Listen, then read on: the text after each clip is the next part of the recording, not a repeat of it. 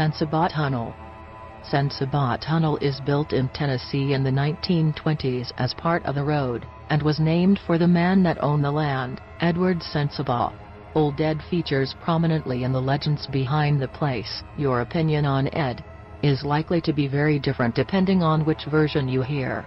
In the kinder version, Ed let a homeless man into his home as an act of charity.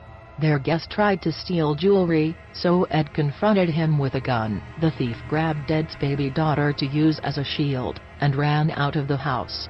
He got away and drowned the baby in the tunnel. Another version omits the homeless man, and paints Ed Sensabaugh as a madman that killed his entire family, baby included, and threw their bodies into the tunnel. However, she died. That baby is said to haunt the tunnel today. Locals say that if you switch off your car engine in the middle of the tunnel, it won't switch back on. You can also hear the baby's cry and the approaching footsteps of Ed himself. An investigation by the Southern States Paranormal Research Society concluded that ghostly activity is sadly lacking, but they suggest an even more fascinating explanation for the tunnel's reputation. Edward Sensabaugh lived into his old age, not dying until the 1950s. None of his children died as babies. By the time Ed grew old, vandals and hormonal teenagers had taken to using the tunnel for their respective fun. Ed wasn't happy about that fact. If you had your own tunnel, you'd probably not want teenagers ruining it either. Ed's weapon was an unusual talent for mimicking animal cries. He would hide at one end of the tunnel and fill it with an eerie shriek, scaring off anyone hiding inside.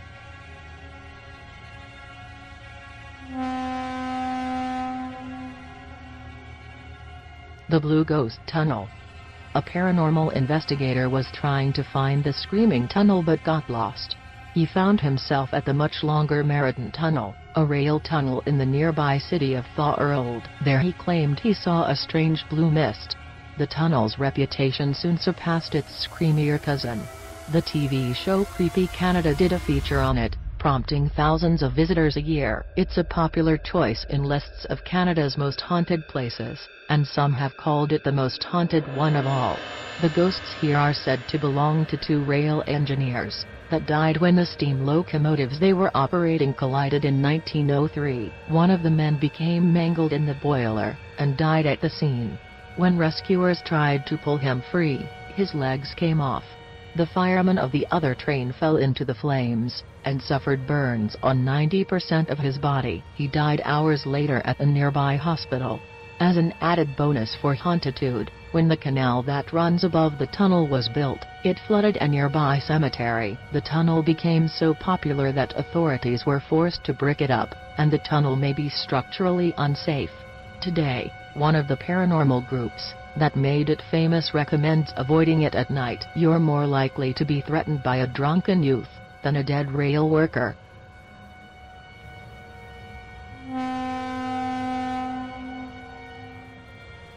The Screaming Tunnel. The legend of the Screaming Tunnel in Niagara Falls begins with a young girl that met an unfortunate fate.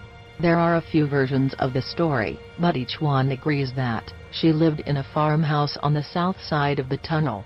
One night her house caught fire, and she fled the building with her clothes ablaze. She reaches the tunnel before she fell to the ground, and that is where she perished.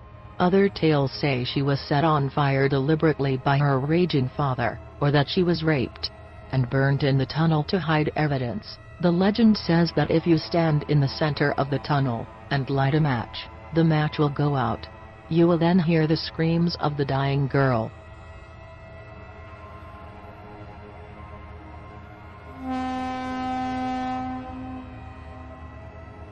Shanghai tunnels. For around a century, the city of Portland, Oregon was home to an unfortunate practice, known as being shanghaied.